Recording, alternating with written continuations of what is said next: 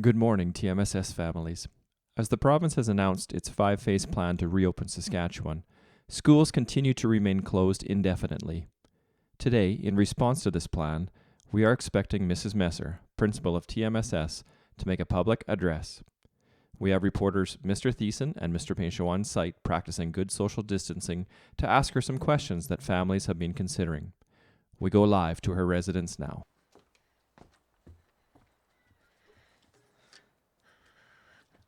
Good morning. Mrs. Messer, what message do you want to share with TMSS families during this anxious time of COVID-19 and self-isolation? Yes, thank you for that question. Right. Well, I'm here because I just want to remind families, our TMSS families, that learning at this point is actually optional, right? We recognize how stressful this time is, and we don't want to add any more pressure to it.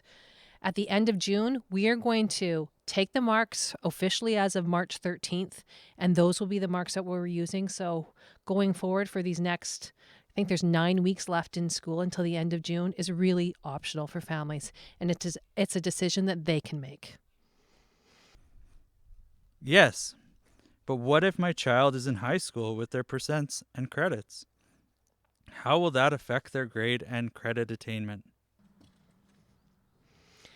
When Premier Moe announced the state of emergency on March 13th, he specifically said that all high school students would be getting their credits and that all students kindergarten through grade 9 would also just be moving on to the next grade.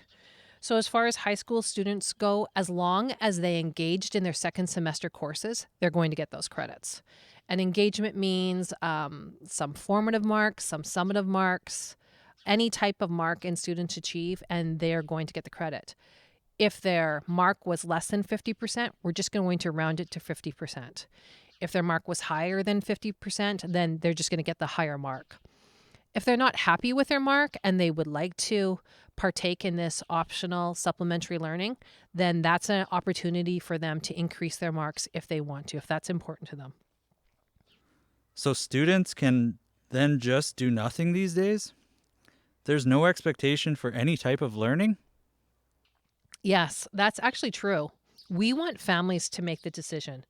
Of course, as educators, we obviously encourage learning, but we recognize that learning doesn't necessarily take place sitting in front of a screen. There's lots of different ways that learning can take place. So families are welcome to be resourceful and use this time as they see fit. Now, if families want to have some direction in what the curriculum would look like, then I would encourage them to take a look at what our TMSS staff have put in efforts into their online platforms like Google Classroom and see where teachers think that the direction should go. It's really up to families at this point. What about in the fall when students are back to school? Won't those that opted out of this optional learning opportunity have fallen behind? Teachers are very familiar with the summer slide. Every fall, students return to us after holidays, and teachers help them get back into the routine of learning in the classroom and review. So we've talked about that as a staff, and we expect that in September 2020, we're just going to have to spend a little bit more time doing that, and that's okay. However, if parents are concerned about limiting the summer slide for their children, then I would just encourage you to take a look at what your teachers are offering in Google Classroom and see what your child wants to do. Don't feel obligated that you have to do all of it. You can pick and choose, right? So the ministry has told us that grades 6 to 9 students, we're just to focus on reading, writing, and math. That's it. So if you have a child that naturally is a reader, right? If that's something that they would choose to do in their free time or before bed or wherever that might be, they're always reading, then maybe that's an area that you don't have to focus on. Or maybe you have a child that's always writing short stories or reflecting in a diary. So maybe they don't need to focus on their writing and you just want to focus on math. Or maybe it's the other way. Maybe they're taking a look at what the teacher's offering and they love to read and write, so that's what you want to focus on. That's completely up to you. Don't feel like you have to do everything. You can pick and choose.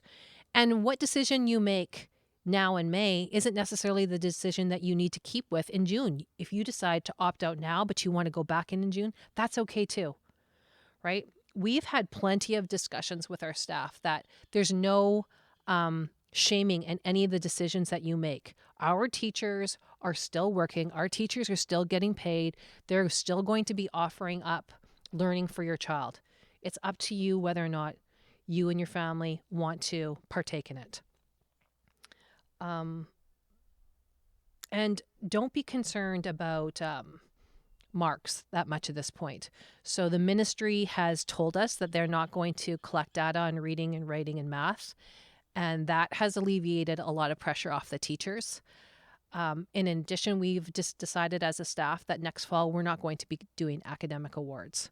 So don't feel like your child is going to be penalized for not partaking in this optional learning, optional supplementary learning. Right. Mrs. Messer, but what about high school students? If I want to take a grade 11 course next year, and right now I'm in the grade 10 prerequisite of that course, and it's unfinished, won't that affect my learning for next year? Yeah, that's a good point. It's especially true with science and math classes. So I'm confident that when teachers contacted families, they had that discussion about how important their class was moving forward into high school. And if you have concerns about that, I would encourage you to contact me. Right? I'm the administrator for the high school students, and we can have a candid conversation about what is going to be essential for next year. Mrs. Messer, what can you tell us about the students in driver's ed class? Will they be able to finish?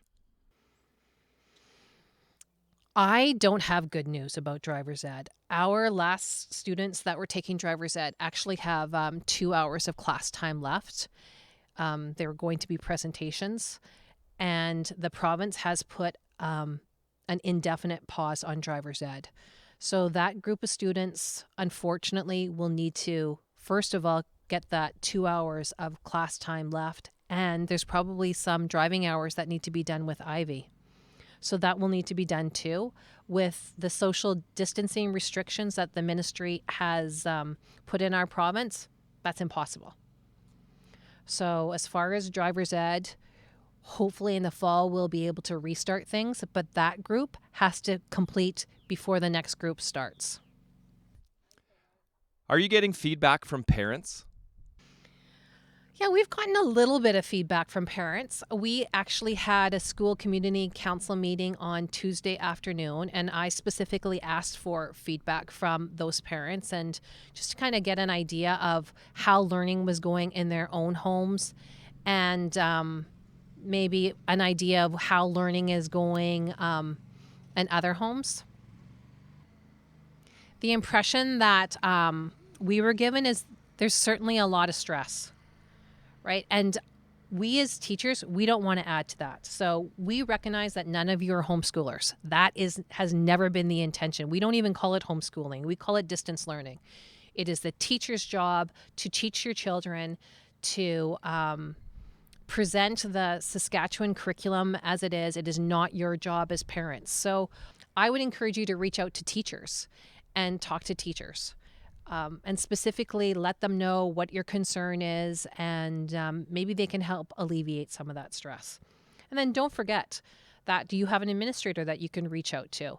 Dallas Thiessen is the administrator for grades 6, 7s, and any students with IIPs. Dave Paincho is grade 8, 9 administrator, and I'm the grade 10, 11, and 12 administrator. So if you want to contact us, check out our school website. You can send just a general email to TMSS, and Lori and Deanna at the front office will definitely direct that in the right way. Also, our annual general meeting for our SCC is going to be on Monday, June 7th. No, I'm wrong. Monday, June 8th. So keep that in mind. Obviously, it'll have to be virtual. I'm not sure what the platform will be, Google Meets, maybe Zoom. But if you're interested in attending that meeting and providing some feedback for us, then feel free to check out that link. It'll be sent out in the next few weeks. My last question, Mrs. Messer, What are the school's plans to honor your graduates this year? Oh, thank you. Yeah, that's a great question. Grad 2020 is something that actually has really been weighing on me. So I want to just alleviate any concerns. Yes, we're going to somehow honor our seniors. They have worked so hard for so many years. They deserve some public recognition for all their efforts. Our school grad committee met Friday afternoon, and we talked about a lot of ideas. Some of our ideas cannot be actually used. We were told last week that we can't have any social gatherings whatsoever, and that includes parades. So that was a little disappointing because some of us were kind of thinking that direction. So we will have to put together a virtual grad 2020 ceremony, and we have a lot of ideas. And I expect in this next week, parents will be sending out an email sharing some of those ideas, and you can pick and choose what you'd like to participate in with us. And we'll let you know more about that this week. All right. I hope you're all healthy. I hope you're all safe, staying at home and finding a way to get through all this. Eventually it's going to come to an end, and I know that we're going to be better coming through this.